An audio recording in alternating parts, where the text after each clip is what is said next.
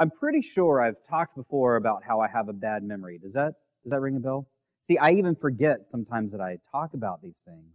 I think that I've talked about this before. I know I wrote about it in my bulletin article, or at least I think I wrote about it in my... Okay. I do. I have a bad memory. And again, I made reference to it in my bulletin article today, so if you didn't have a chance to read that, you can go read that and see what I have to say there.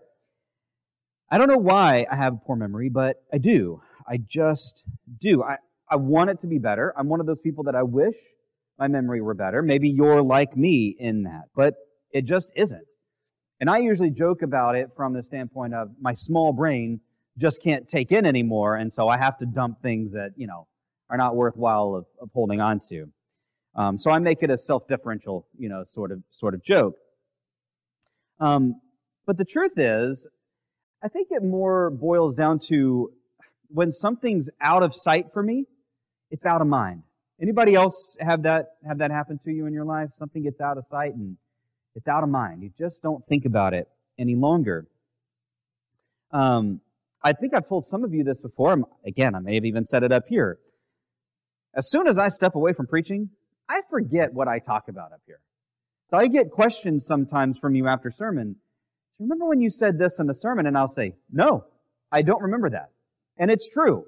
I'm not just putting on a front. I'm not faking. I'm not lying. I honestly don't remember saying that during the sermon. And if you ask me a week later or 2 weeks later, I'm especially not going to remember what I said from 1 or 2 weeks ago. I forget what I just said.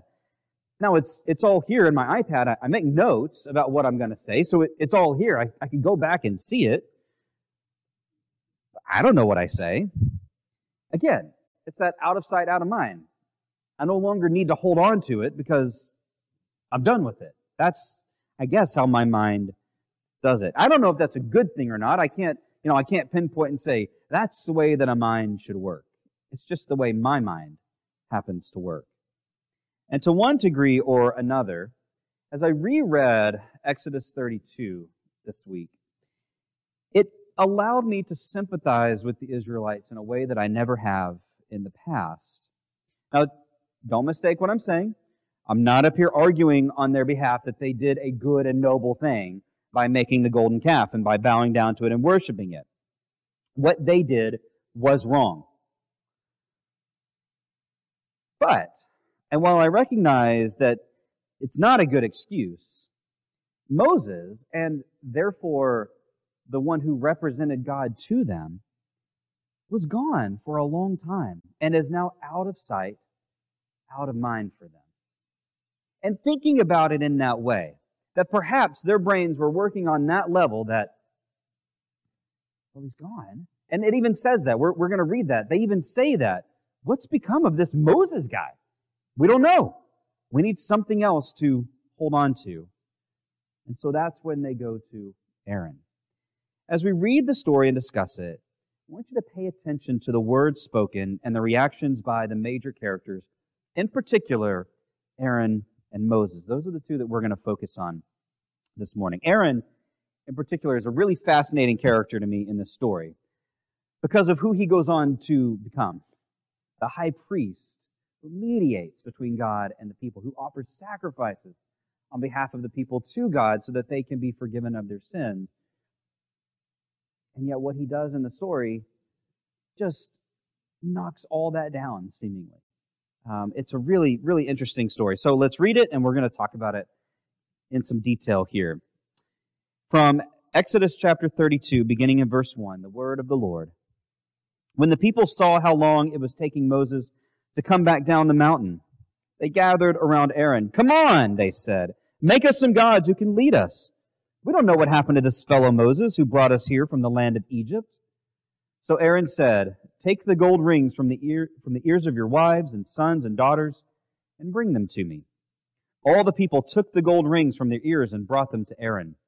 Then Aaron took the gold, melted it down, and molded it into the shape of a calf. When the people saw it, they exclaimed, "O Israel, these are the gods who brought you out of the land of Egypt." Aaron saw how excited the people were, so he built an altar in front of the calf. Then he announced, Tomorrow will be a festival to the Lord. The people got up early the next morning to sacrifice burnt offerings and peace offerings. After this, they celebrated with feasting and drinking, and they indulged in pagan revelry. We can all interpret that to mean what we probably think it meant. The Lord told Moses, "Quick, go down the mountain. Your people whom you brought," notice how the Lord says this, "whom you brought from the land of Egypt have corrupted themselves. How quickly they have turned away from the way I commanded them to live. They have melted down gold and made a calf, and they have bowed down and sacrificed to it. They are saying, 'These are your gods, O Israel, who brought you out of the land of Egypt.' Then the Lord said, 'I have seen how stubborn and rebellious these people are. Now leave me alone, so my fierce anger can blaze against them, and I will destroy them. Then I will make you, Moses, into a great nation.'" But Moses tried to pacify the Lord his God. "O Lord," he said, "why are you so angry with your own people, whom you brought from the land of Egypt?" This back and forth is really interesting, isn't it? "With such great power and such a strong hand, why let the Egyptians say, 'Their God rescued them from the evil intention of slaughtering them in the mountains and wiping them from the face of the earth?' Turn away from your fierce anger. Change your mind about this terrible disaster you have threatened against your people. Remember your servants Abraham, Isaac, and Jacob. You bound yourself with an oath to them, saying, 'I will make your descendants as numerous as the stars of heaven, and I will give them all this land that I have promised to your descendants, and they will possess it forever.' So the Lord changed his mind about the terrible disaster he had threatened to bring on his people. Then Moses turned and went down the mountain. He held in his hands the 2 stone tablets inscribed with the terms of the covenant. They were inscribed on both sides, front and back. Then jump down to verse 19. When they came near the camp, Moses saw the calf and the dancing, and he burned with anger. He threw the stone tablets to the ground, smashing them at the foot of the mountain. He took the calf they had made and burned it. Then he ground it into powder, threw it into the water, and forced the people to drink. That's intense. Finally, he turned to Aaron and demanded, "What did these people do to you to make you bring such terrible sin upon them?" "Don't get so upset, my lord," Aaron replied. "You yourself know how evil these people are. They said to me, 'Make us gods who will lead us.' We don't know what happened to this fellow Moses who brought us here from the land of Egypt. So I told them, 'Whoever has gold jewelry, take it off.'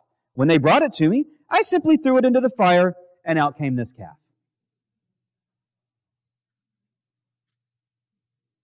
We're going to stop there, and let's talk about this story. A really, really interesting story for us to get into this morning. Across all of this is this overhanging thing of this covenant violation, right? That already the people have broken covenant with God. Already they have fallen away from declaring, "Yes, we will follow the Lord." And of course, we see multiple times throughout the history of dealing with Moses and then of Joshua and then with the judges, the people continue to make this promise, "Yes, we will follow the Lord," and then quickly fall away. But here is this initial covenant violation, and it's a doozy, right? I want to begin by talking about the failure of Aaron. You know, this chapter really, I think at its core, is a tale of 2 people, although other people are involved, but really a tale of 2 brothers. And the differences couldn't be more drastic between the 2 of them when you look at the story. Chapter 31, if you go back and you look at chapter 31 and how it ended on a really triumphant moment.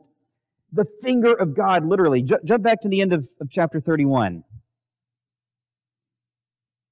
Verse 18, when the Lord finished speaking with Moses on Mount Sinai, that already is miraculous in and of itself, that the Lord is speaking with Moses on this mountain. But it doesn't stop there. He gave him the 2 stone tablets inscribed with the terms of the covenant, written how? By the finger of the Lord. What an amazing way to end chapter 31. You can't reach a higher high than that. You can't leave that moment thinking, everything's going great. This is going to turn out wonderfully. The Lord is writing on these stone tablets for the people and giving them to Moses so he can go instruct them properly. This is fantastic. And then you go to the next verse. And you begin to read chapter 32. And you realize, okay, maybe there are going to be some bumps along the road as we're traveling. It's a really remarkable moment there at the end of chapter 31. One that would have had quite a dramatic effect on Moses, I think. You can imagine the high that he must have been experiencing as he's meeting with God, as God writes on these stone tablets for him to instruct the people. But we're going to come back to him in just a few minutes, because we have to get into 32. Because meanwhile, chapter 32 begins not in such a triumphal way, but with what? Grumbling and complaining. Does that sound familiar? You don't know any grumblers and complainers in your life, do you? You yourself don't grumble and complain at all, do you? This doesn't sound like humans at all. This is not something we ever do. We never grumble, we never complain, we never whine or argue or fuss or anything like that. Well, of course, the truth is, it resonates with exactly who we are. We are grumblers and complainers. And the people have grown tired already of waiting on Moses. It's been 40 days. And already they're giving up on him. He's doing whatever he's doing up on the mountain. We don't know what he's doing, but he's up there doing something, we guess. But it's time to move on from Moses already. We're done with him. He's probably dead, right? Nobody can survive 40 days. Nobody. So we're done with him. We're going to move on from him and from his God. Or so they think. And so what do? They approach Aaron, the next one, Moses' brother, his right-hand man. Aaron is right in the thick of it with Moses. He will be our next leader. He's going to know what to do. And instead of simply asking Aaron to lead them on from this place, hey, Aaron, let's get up and let's move on. They ask him to fashion gods for them. It's a strange request to our ears, right? How many of you would request that of another person? Hey, could you make me some gods to worship today? Obviously, that's not what we would ask of anybody. But I want you to put yourselves in the position, in the minds of the people of Israel in this moment. From where did they come?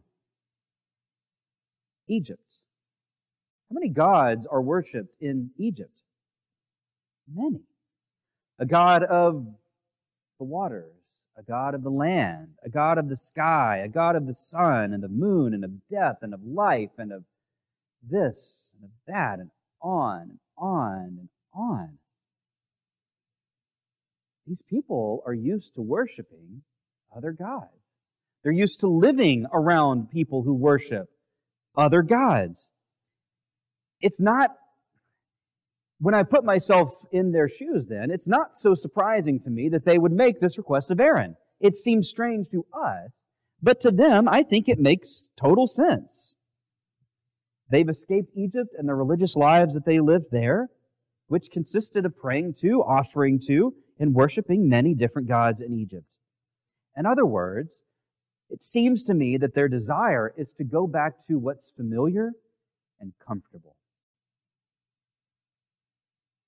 That they're uncomfortable on this mountain, at the foot of this mountain.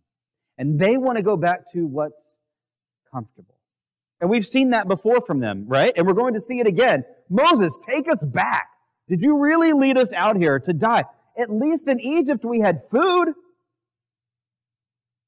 At least in Egypt we had homes to lay our heads. Yes, they worked us hard, but we're going to forget all that right now because we want to go back. This is another cry, I think, in a different way for them to go back to what's comfortable and familiar. And again, that doesn't sound like us at all.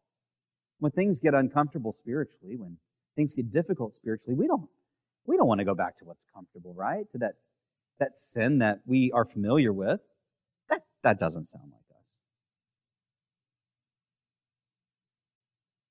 Even though they've seen God's mighty actions on their behalf, their trust in Him is waning. It's going down.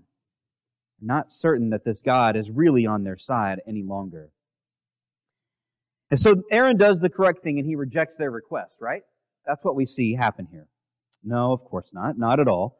When his first moment of leadership on his own arrives, he fails miserably. Absolutely total failure on Aaron's part.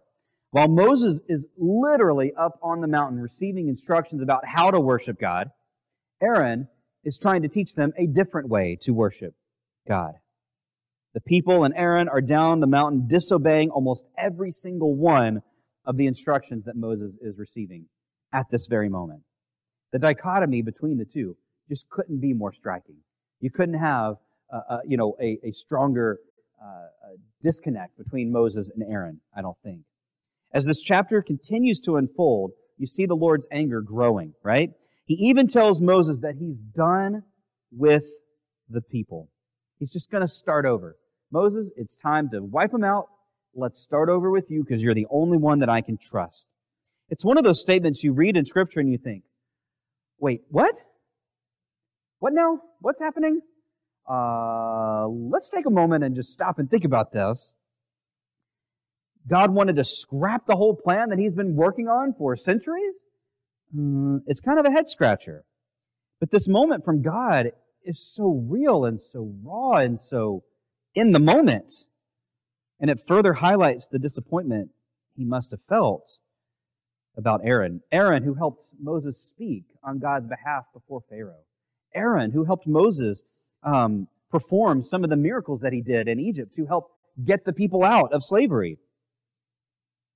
Aaron, who, again, as we already said, would go on to become the first high priest of this new religion.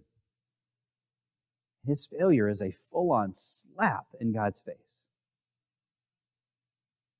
But his side of the story isn't the only one that we're looking at this morning.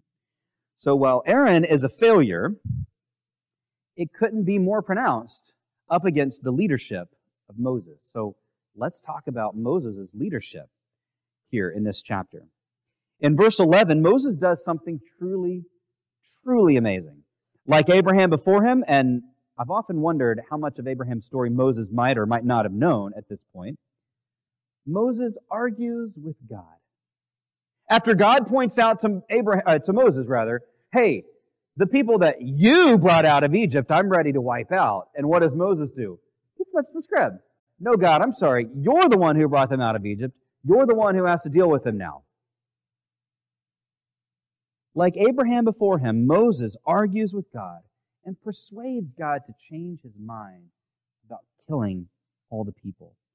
And before you get all uppity about this whole God changing his mind thing, that's what verse 14 is saying. Now, some of your translations might say God relented. But when and why does God relent? Because Moses argues with him. Moses changes God's mind about what he was going to do. God had a direction. I'm ready to wipe this people out. I'm done with them, Moses. Moses argues with him, and now God says, okay, fine. I'm not going to wipe them out. That's changing God's mind. It's a really fascinating moment. Now, don't ask me how he does it, because I don't know. If I had the ability to change God's mind, I probably would on some things. They would all be selfish, but I probably would change God's mind or attempt to. I don't know how he does it. Moses pleads with God on behalf of the people. And there are a lot of Christians who are bothered by texts like this. They'll find any way to kind of say, no, that's not really what's going on here. God doesn't change his mind. God never changes his mind. All right, I mean, I think if you want to play mental gymnastics and try to jump through those hoops to say that that's not what the text says, I suppose you can do that, but it seems pretty clear to me here that the chain of events is the people get Aaron to build this golden calf. God wants to destroy the people. Moses says, let's not destroy the people, God, because of these reasons. And God says, fine, I won't destroy the people. And I don't think we need to be bothered by that. Why would we be so surprised that God interacts with and listens to us? I mean, don't we pray? What is prayer for? Is it just so we can hear ourselves? No. What does Jesus, in fact, say about prayer? To be persistent in prayer. Why would we need to be persistent in prayer if we weren't trying to obtain some outcome and that God might actually hear our prayers and act on them? That's what's happening here in this moment. But I've known a lot of Christians who are bothered by this passage and don't agree that God might have changed his mind. Why should it be so surprising to us that God would listen to us and act after listening to us? A verse like this doesn't teach us that God is always going to do what we want. Far from it.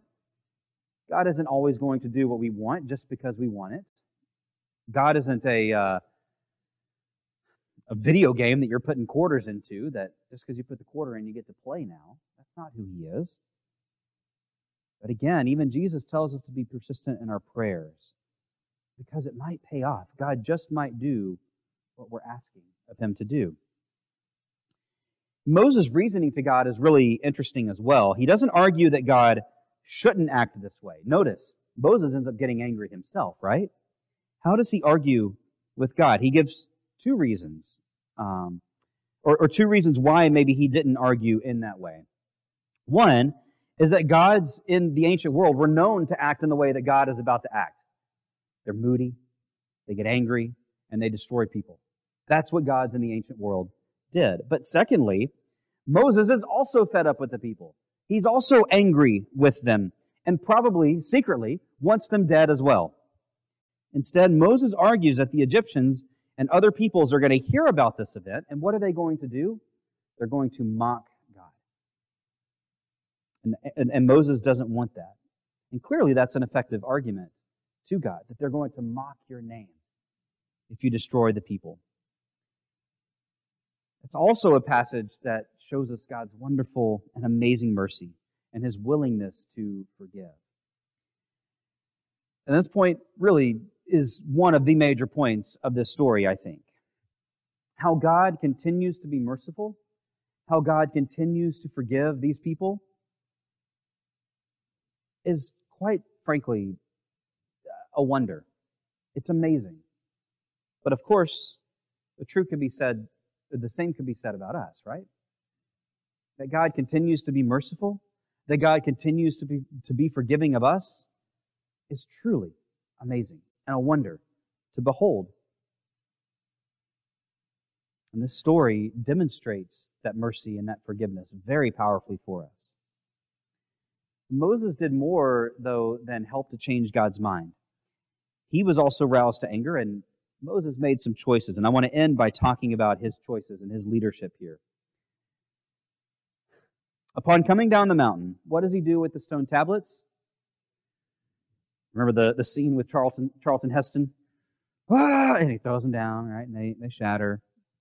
I mean, he probably played it pretty close to how Moses did. Moses was very angry in this moment, and he acted out of that anger. Again, none of us have ever done anything like that. He destroyed, though, not only the stone tablets, he went even further, and he destroyed the golden calf. But then he went further, right? It wasn't enough just to destroy the idol that they had been worshiping, although that was a good choice by him. He goes even further. He didn't just destroy it, he burned it, and then what did he do? He ground it into powder, and he goes further by dumping it in the water and forcing the people to drink it. I've wondered about Moses' choices in this moment a lot through the years. Was this too harsh? Did Moses go too far? But I think this choice is actually very calculated on Moses' part. And again, here's where thinking like an ancient person helps us out a lot. When we look at idols that other religions use, we don't actually think of them as having any authority or power, right? We know that somebody who prays to a statue of Buddha, that statue of Buddha doesn't have any real authority or power. We know that. Now, they ascribe to it power and authority, but we have a different belief about it. We know something different about it, that it's false authority and power. But for an ancient person, an idol was imbued with lots of power and authority. The way that they thought about them, the way that they understood idols, is that they carried the power and authority of the God that they were worshiping. So think about it from their perspective. For Moses to come down from the mountain, to now destroy this idol that they believe has power and authority over them, means what? That they've been worshiping something that was false. Again, a very calculated move by Moses to destroy it in this way, to burn it up and say, look, this is nothing but metal, what you've been worshiping. But again, then he goes a step further.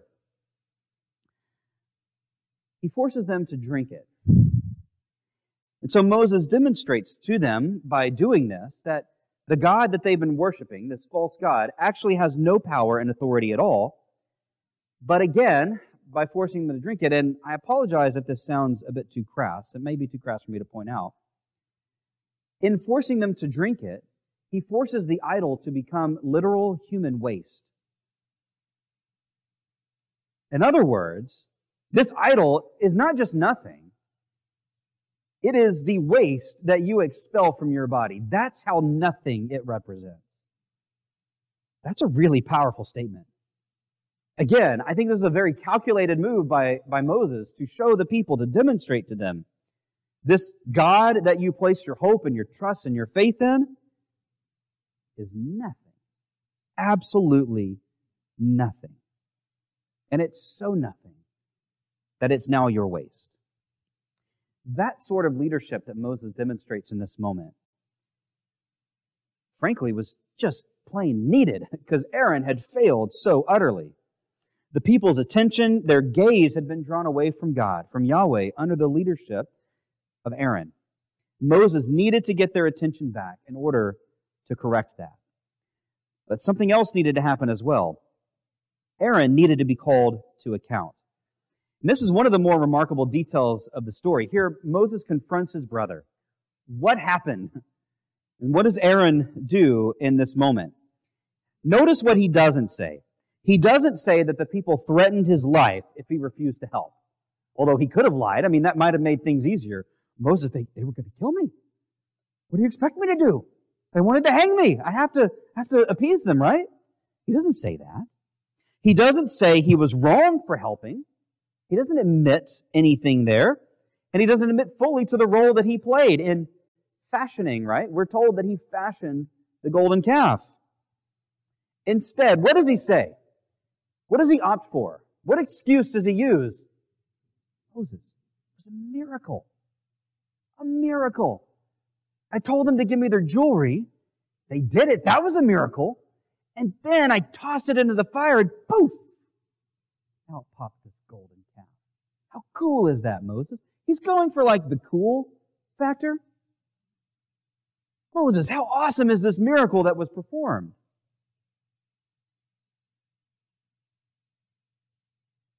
Again, the difference in the leadership between Aaron and Moses just couldn't be more drastic. You can't understate it enough. That in this moment, these brothers are nothing alike. Aaron has fully bought into the role that he's playing here, and Moses is fully bought into his. That's a remarkable story, one that I just find fascinating every time I read it.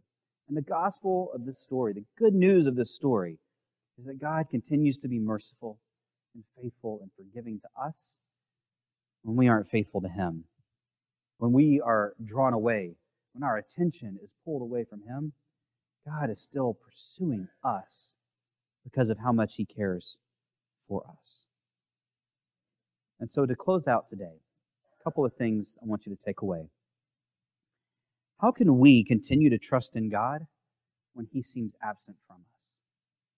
There are moments in our lives where God doesn't seem to be active, where God doesn't seem to be up to much of anything. 2020 kind of seems like a year like that. This whole year is kind of the where is God year. I say that a little bit tongue-in-cheek, right?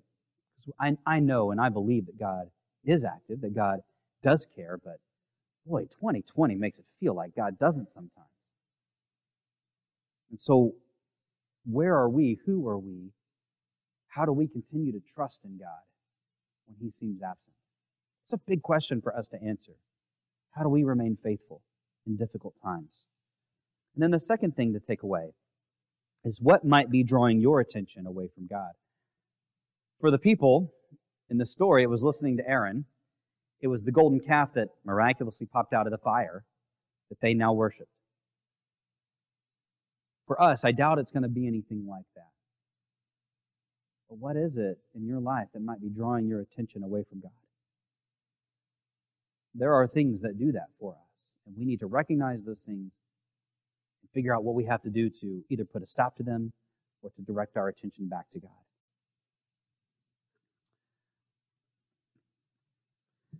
It's a good story to look at. There's a lot there to take away. There was still a lot more to think about and talk about from it. But that's what I wanted to touch on this morning. As we go into our family time right now, as we do every week, this is our time to share together, to let each other know what might be going on in our lives, if that's good or bad. If you have something that you want to share with us that you are excited about at Thanksgiving, please let us know about what that is. If there's something that you need prayed for, something that's making your life difficult right now, we want to know what those things are as well, because that's what we do as a family. We take care of each other. And so let's do that together as we stand and sing.